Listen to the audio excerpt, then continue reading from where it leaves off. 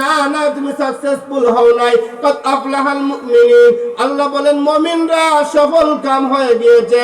তুমি মনে করো দাইপুরের মতো জমিনে বড় একটা বাড়ি করে আমি সফল হয়ে গিয়েছি, তুমি মনে করো দাইপুরের জমিনে বড় একটা বিল্ডিং বানাইয়ে আমি সফলতা হয়ে গিয়েছি, মনে করো আমি লন্ডনে আমেরিকায় গিয়ে সফল হয়ে গিয়েছি। না না, এত কিছুই সফলতা নাই। সফলতা রয়েছে একমাত্র রবের খেদমতে। আল্লাহকে রাজি খুশি করো, দুনিয়ার সব কিছু তোমার হাতে চলে আসবে। আল্লাহকে বেজার করে আল্লাহর ইবাদত বন্দেগী বাদ দিয়ে কোনো কিছু সফলতা হতে পারে না, তোমার জন্য সফল হবে না।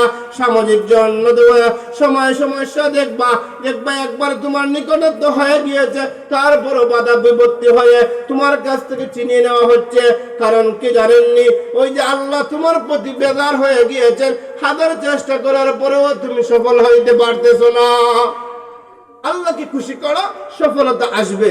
কোরআনের যেহেতু জায়গা আল্লাহকে সেজদা করার কথা বলা হয়েছে, সাথে সাথে আরেকটা বিষয় আল্লাহ জড়িয়ে দিয়েছেন, সেটা হলো মাতা পিতার হক। বর্তমান সমাজের দিকে চাইলে দেখা যায় মাতা পিতা যেত সমস্ত ভাবে অবহেলিত আছেন, আর কোন মানুষ এত জায়গায় অবহেলিত নেই।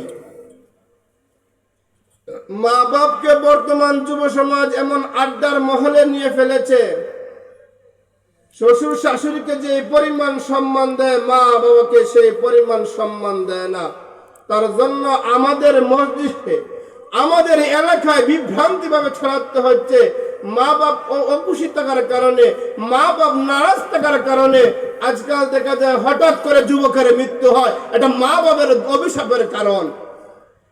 দেখবেন মানুষকে যদি বলো ভাই নামাজ পড়ো, হ্যাঁ ভাই জমাত পড়ো না কেন, কয় ভাই আপনি কি আমাকে দেখতেছেন না, আমি যৌবন কালে পদার্পণ করেছি, আমি অমুক নেতার লিডার, আমি অমুক দলের সভাপতি, আমি অমুক দলের সেক্রেটারি। ভাই নামাজের সময় আছে, মোল্লার কোনো কাজ নাই, মসজিদে ইমামতি হরতো, নামাজ পড়তো, ইমাম সাহেবকে দায়িত্ব দিয়ে ফেলেছি, আমাদেরকে ঝামেলা জড়াইবেন না। মুরব্বী যখন হয় তখন নামাজ পড়বেন। আল্লাহ রাব্বুল আলামিন ঘোষণা দিলেন, যুবক গর্দনার ধরলে কিন্তু লড়তে পারবে না। আমাদের দেশের ভাষায় বলে, দেখা গরুকে লাঙ্গলের দিলে হারাইলে এম্বা বলে। যত বড়ই শক্তিশালী পলওয়ান হও না কেন, এক সময় দেওয়া হবে না। তোমাকে যখনই পাকড়াও করবে তখন মুরব্বী দেখবে না, যুবক দেখবে না, শিশু দেখবে না। অনেকের ঘরে দেখবেন বাবা দুনিয়াতে আছেন, মা দুনিয়াতে নাই। মা বাবা দুনিয়াতে আছেন, সন্তান দুনিয়াতে নাই। মা বাবা দুনিয়াতে আছেন, সন্তান দুনিয়াতে আছেন, নাতি দুনিয়া থেকে বিদায় নিয়েছে। আপনারা চিনবেন, হাতিয়া রাধানগরের আবেদ আলী বিশিষ্ট ব্যবসায়ী একজন ব্যক্তি, তার দাদি এখনো দুনিয়াতে আছে, বাবা কিছুদিন আগে তার আগে ইন্তেকাল করেছে, বড় ভাই দুনিয়াতে আছে, তার বিবিও দুনিয়াতে আছেন, কিন্তু আবেদ আলী ভাই নাই। অথচ টকবকে যুবক, সৌরান চেহারার অধিকারী, কত সুন্দর মানুষটা ছিলেন, ধন সম্পদের কোনো অভাব ছিল না, কিন্তু দুনিয়া তাকে থাকতে দেওয়া হয় নাই। তাকে নিয়ে আমাদেরকে জন্য পরীক্ষার হল বানিয়েছেন। বাহাদুরি করিও না, আবেদ আলীর মতো কত বড় বড় জওয়ানদেরকে আমি নিয়ে চলে গিয়েছি। তুমি মনে করো শরীরের রক্তের গরমে কথা বলো, শরীরের তেজ শক্তি নিয়ে কথা বলো, গর্ভধারিণী মা আর বাবাকে বুড়ো আর বুড়ি বলে গালি দাও। যুবক, তোমার জন্য অভিশাপ, তোমার জাহান্নাম নির্ধারিত। প্যারা হাজিরিন, আল্লাহ রাব্বুল আলামিন বলেছেন, ওয়া কাদা রাব্বুকা আল্লা তা'বুদু ইল্লা ইয়্যাহু ওয়া বিল ওয়ালিদাইনি ইহসানা ইম্মা ইয়াবলুগান্না ইনদাকাল কিবরা আহাদুহুমা আও কিলাহুমা ফালা তাকুল লাহুমা উফফিন ওয়া লা তানহারহুমা ওয়া কুল লাহুমা কাওলান কারীমা। আমার ইবাদত বندگی করো।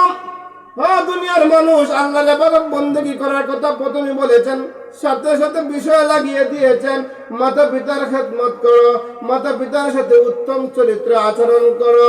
মাতা পিতা তোমার জীবনের দশা, তোমার কোনো পিতা, তোমার পিতা অথবা তোমার মা জীবনের দশায় উপনীত হন, বার্ধক্য অর্থাৎ বুড়া বয়সে উপনীত হন, অথবা দুজনে যদি তুমি বার্ধক্য অবস্থায় পেয়ে যাও, তুমি তাদের সাথে ভালো ব্যবহার করো, উফ শব্দ পর্যন্ত ব্যবহার করিও না।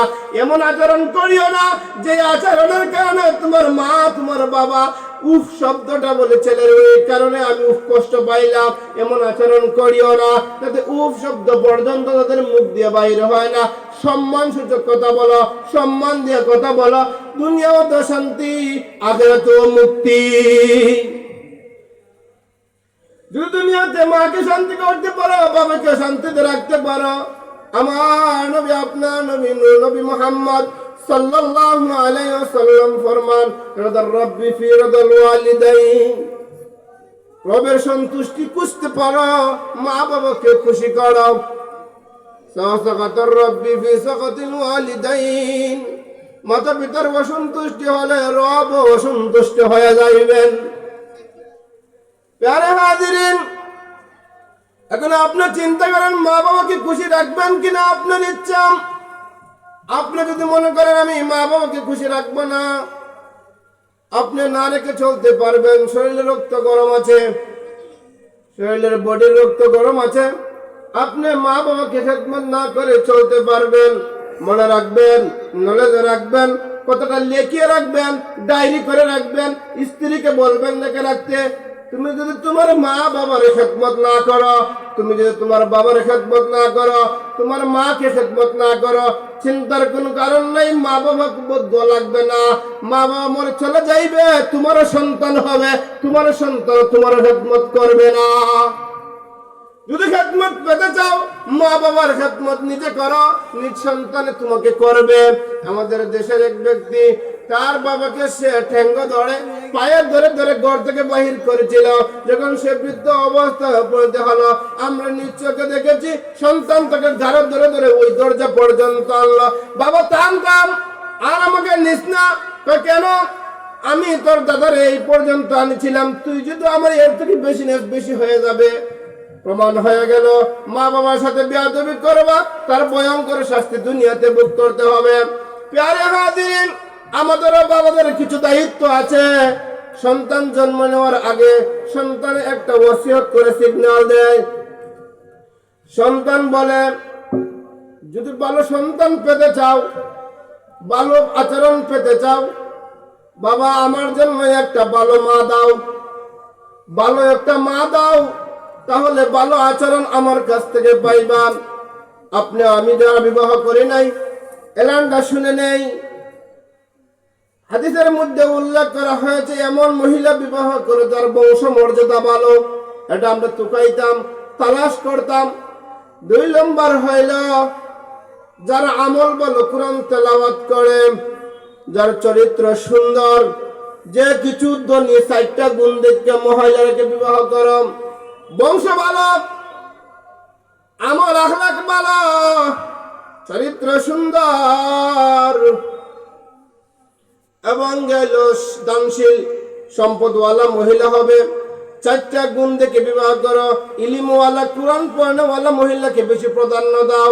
আজকাল আমরা ওই 4টা হাদিসের আবারও তুকাইতে তুকাইতে হুজুর হাদিসের মধ্যেও আছে সম্পদশালী মহিলা বিবাহ করো।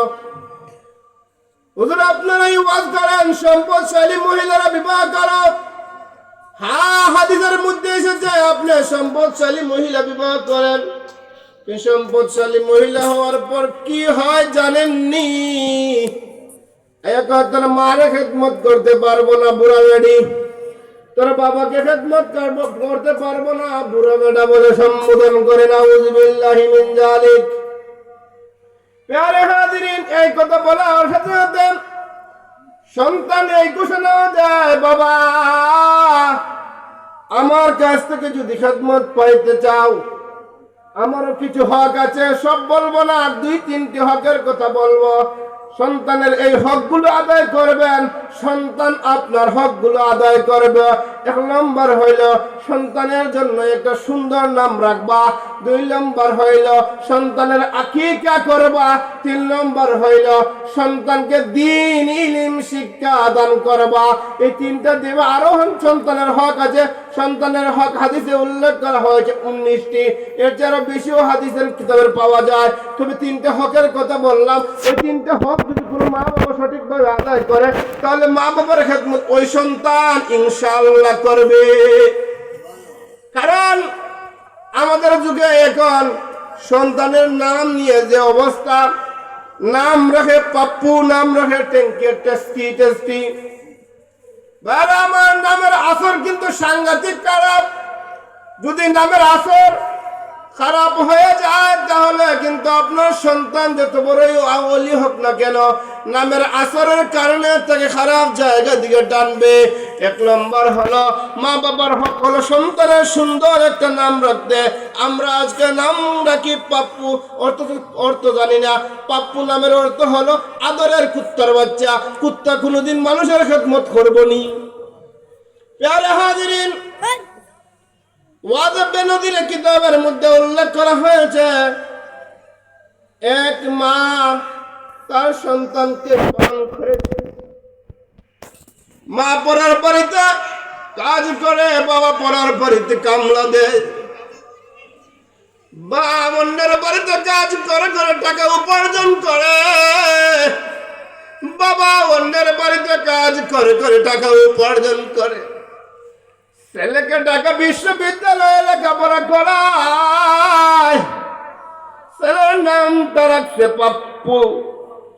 ছেলে এখন ঢাকা ইউনিভার্সিটি শেষ করিয়া বাড়িতে আসবে, এলাকায় ঘোষণা পড়লো অমুকের ছেলে এত বড় একজন শিক্ষিত লোক, শিক্ষিত শিক্ষা অর্জন করিয়া আজকে দেশের বাড়িতে ফিরবে। মা বাবার কাজ হয়তো খণ্ডন করবে, ভালো একটা চাকরি পাবে, বড় ইনকাম কামাই করবে, মা বাবাকে সুখে শান্তিতে রাখবে। এতদিন কষ্ট করেছে। এই পাপ্পুর আরো ভাই বোন ছিল। মা বাপ মনে করলো একটাকে মানুষ করি, মানুষের মতো করতে পারলে সমাজে উজ্জ্বল ভবিষ্যৎ হবে। অন্যটাকে লেখাপড়া বেশি করায় না। পাপ্পুর তো টাকা খরচ করতে করতে মাই বাপের অবস্থা কাহিল। যেখানে এই পাপ্পু বড় একজন শিক্ষিত সমাজ হয়ে, শিক্ষিত লোক হয়ে মাকে কল দিল, মা আগামী শুক্রবার দিন আমি বাড়িতে আসছি।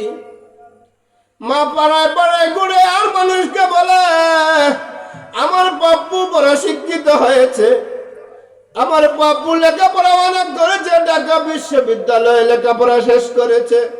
আমার পাপ্পু আগামীকাল শুক্রবারে আমাদের বাড়িতে আসবে, সবাই দেখতে আসিও।